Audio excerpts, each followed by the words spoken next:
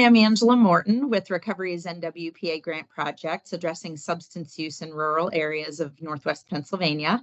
And I'm here for our Recovery Is video series where we interview folks who work in the field of addiction medicine or with folks who are using drugs or alcohol. I'm here today with the Director of Clinical Care Services at UPMC Western Behavioral Health at Safe Harbor, Mandy Fauble. And Mandy has brought someone along who she's been working with. And Mandy, I'll let you introduce Emily, please.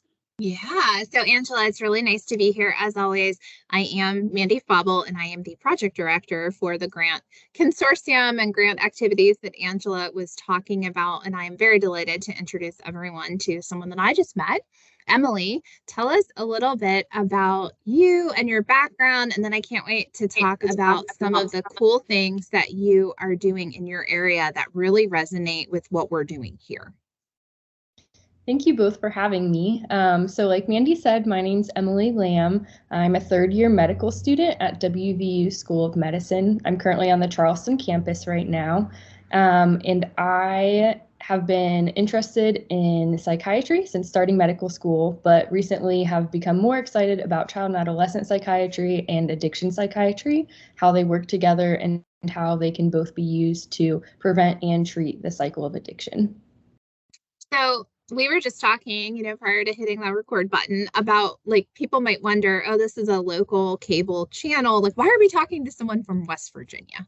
And I think it's so important to know that the opioid epidemic and the overdose epidemic, really, the number of people that have been not only impacted by addiction to opioids, of course, prescription medications and heroin and fentanyl being laced in so many things and used, isn't just unique to Pennsylvania. That really across Appalachia, many people have died. There have just been such an impact in our region. We're more similar than not, really. And so when I met you, I was so excited about all of the things that you were doing, like I said, because it was sort of like, oh, this is so neat to be able to hear about communities that are maybe 100, 200 miles away, but we're dealing with similar things and we're trying different strategies and we're excited about the same things, I think. So Emily, I think it might be nice to just hear a little bit about how you've seen the communities that you've been raised in and lived in impacted by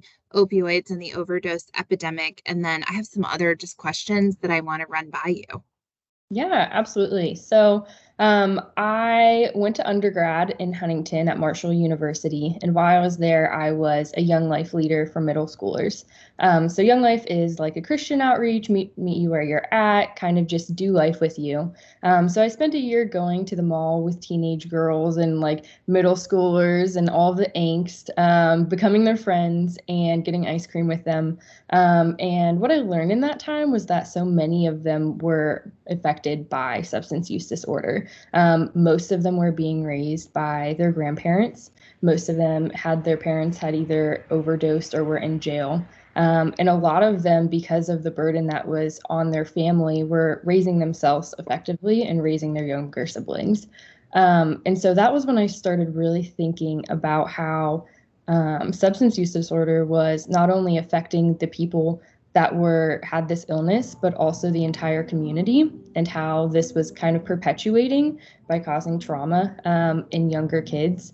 And then these kids being raised in an environment where all they had seen as far as coping mechanisms was substance use. Wow. And Angela, I know this is something you and I have talked a lot about, the number of young people that are being raised by grandparents or raised by kin. And I think I'm guessing people that are listening are like, yeah, I know families that are dealing with this, Angela, anything you might add there? Well, I think that when we were talking before we started recording, we had some conversation together. We talk about stigma and trying to promote awareness and talk more openly about these things. The reason we do this series to get people really, if you're listening and say, hey, I heard this conversation and it sparks conversation with someone else, that sometimes people who are raising family members or living with other family members are afraid to talk about it or afraid to admit that they're struggling, or they're afraid their child or grandchild or parent or aunt or uncle may be struggling for fear of then losing that family connection or fear of getting somebody in trouble. And we really want to promote people being able to openly say, I think grandma is struggling with drugs, or I think my grandson is using drugs, without fearing that like a system might get involved and remove a family member, or that a less punitive approach to talking about the disease of addiction so that people don't have to be so afraid to share when they're struggling. Yeah, I think that also kind of goes back to the moral failing model that for so long has been perpetuated. And what I'm thankful now with the shift in culture is that we're starting to recognize that addiction is a disease and it's not a moral failing. And there doesn't have to be shame when we talk about it, whether that's ourselves or our family members. And I think that is a really important piece of what you're talking about, is recognizing that there's no moral failing. It's a disease and we all are humans, so we're all susceptible to disease. And something I really appreciate about this is that when we think about substance use disorder as a health condition, or we utilize the disease model, we start to understand that when a person is struggling, they're on a continuum. It's not like, oh, you have this thing and then you don't. Or it's just like we wouldn't say, like, you have diabetes and then you don't. When we are truly living with a health condition, that means we were living with it, throughout a period of time. And people may certainly enter into a recovery as they define it, where maybe they're not utilizing drugs or alcohol. But for many people, what happens, of course, is that they're somewhere along that line, of the maybe most difficult time that they've had with it, all the way to, the time when life has been easiest for them as it relates to their substance use. And I think a lot of us, we toss around this concept of harm reduction by trying to emphasize that it's not like a light switch of all or nothing, but that rather in this sort of understanding that a person's dealing with a healthcare condition, there may be times that the very best is just to kind of move along that line. And so, Emily, maybe you can talk with us a little bit, about your thoughts about that and kind of how to help move people along that line, or really when we say harm reduction, what we're even talking about.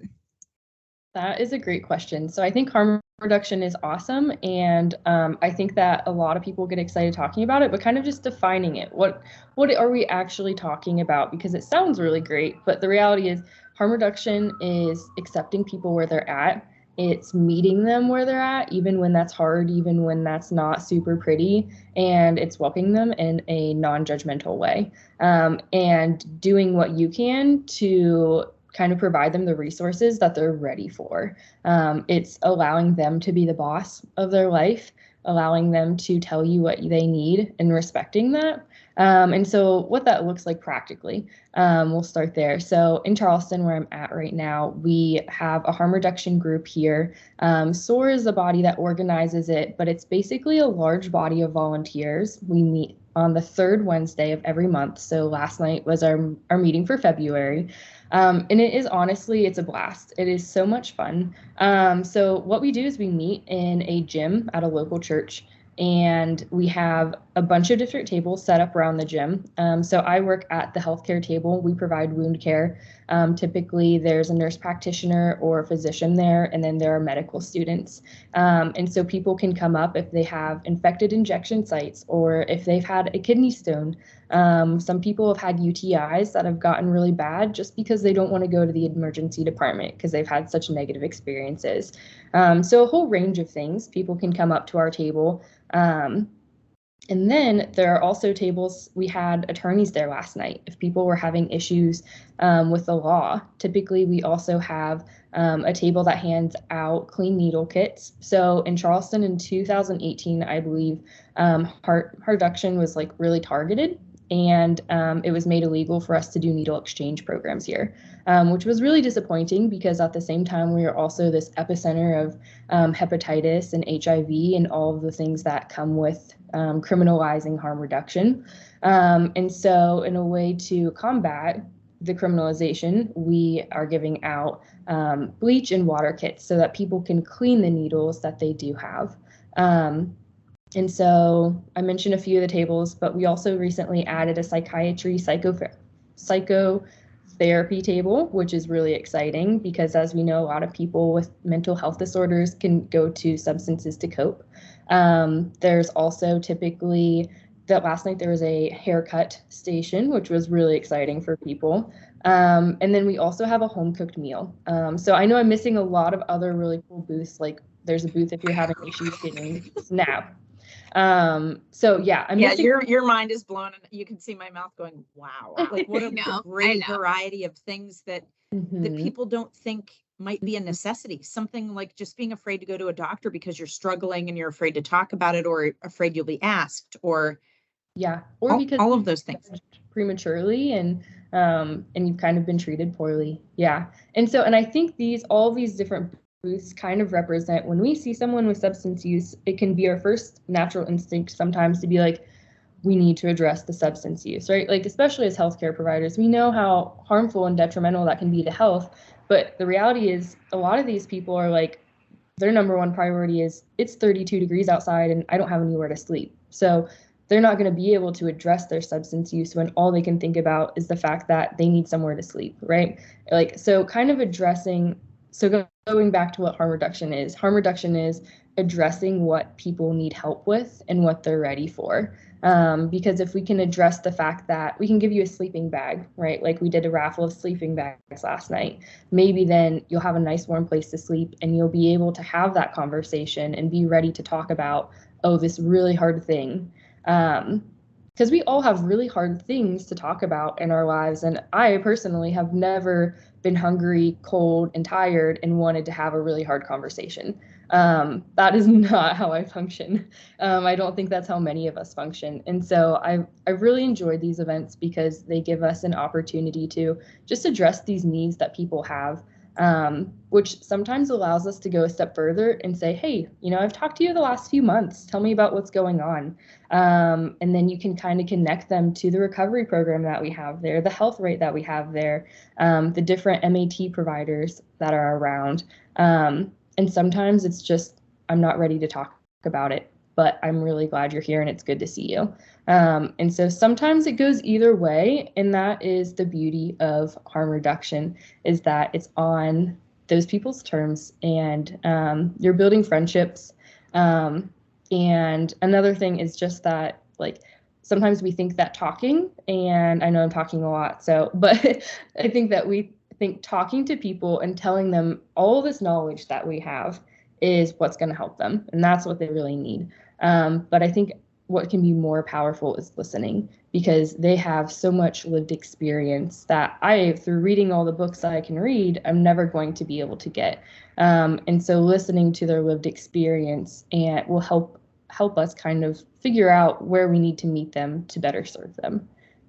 So yeah, that's a perfect sort of segue to there's all these great things happening that I hope people are really listening to say, oh, that's why you would give out bleach and water, or that's why would somebody need wound care? And really just knowing that if a person isn't in a place where they are either ready or have any confidence that they can engage in recovery, that we're saving lives and preventing infections and things that maybe are not what we might think need to be addressed or taught right now, but really in the practical sense. So bringing that kind of back to how in rural areas, whether you're in Charleston or you're in Venango or rural Erie or Crawford County, where we're located, that these are things that we should be and can talk about. We talk a lot about Narcan and prescription drug disposal. Naloxone saves lives, and people don't realize they can go to their nearby pharmacy or call their local county program and say, hey, I heard I can get free Narcan and I'd like to have it. I understand it's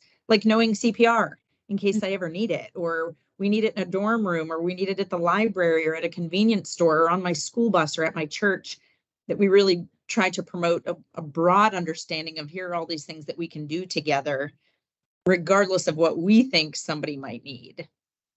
Mm-hmm. Yeah, the other thing that really stood out to me, Emily, as you're talking, is the sort of grassroots energy there. You talked about kind of stakeholders from all different sectors. You talked about a church. I think, what you're describing is also, when you say like meeting people where they're at, that means like in the community. And sometimes it means at social events, or it means going to get ice cream, as you were describing. I thought when you were talking about taking teenagers to the mall, I thought the only part of that sounded appealing was the ice cream.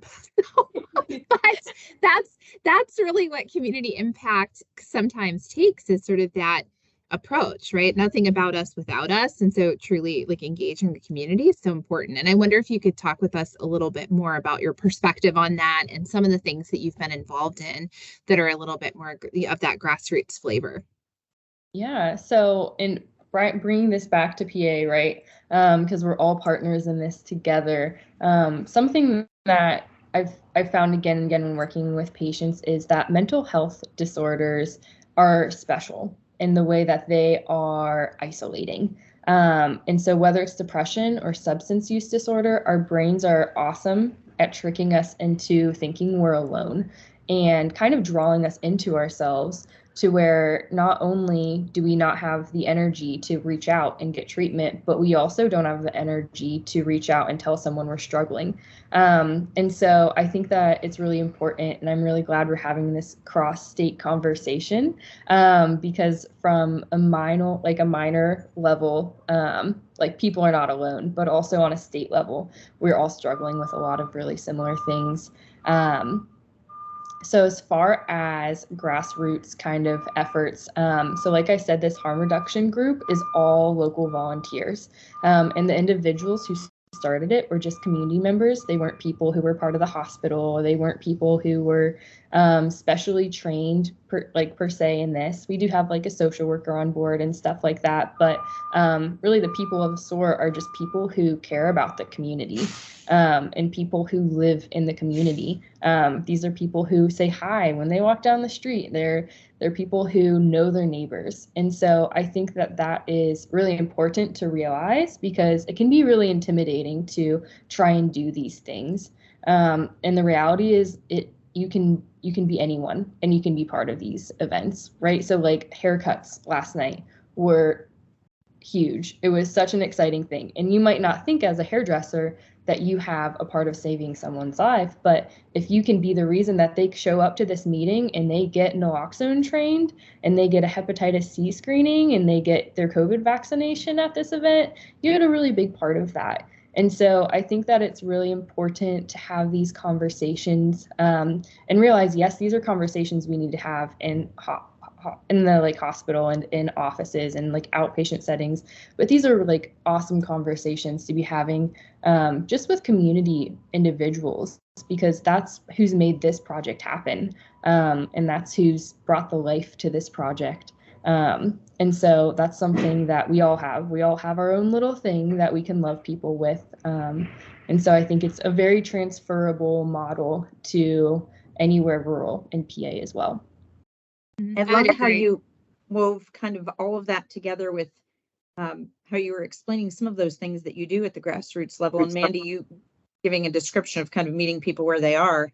And I went to the next thought of meeting them where they are, not just in their physical space, but everybody's going to be somewhere different with what they need or what they hold as priority at that time. So maybe somebody's been wanting to go to a shelter or to get naloxone, but they don't feel good about themselves because they haven't had a shave or a haircut in a long time, or they needed clothing in order to get to a place where they maybe were going to have a work opportunity. So maybe the spaces combined with meeting people where they are in here, like emotionally, mentally, also where they physically are, is really powerful. You're doing amazing work. I really appreciate hearing about it and learning from it, and hope we can bring some of those things and enhance them with the things that we're doing in this area too.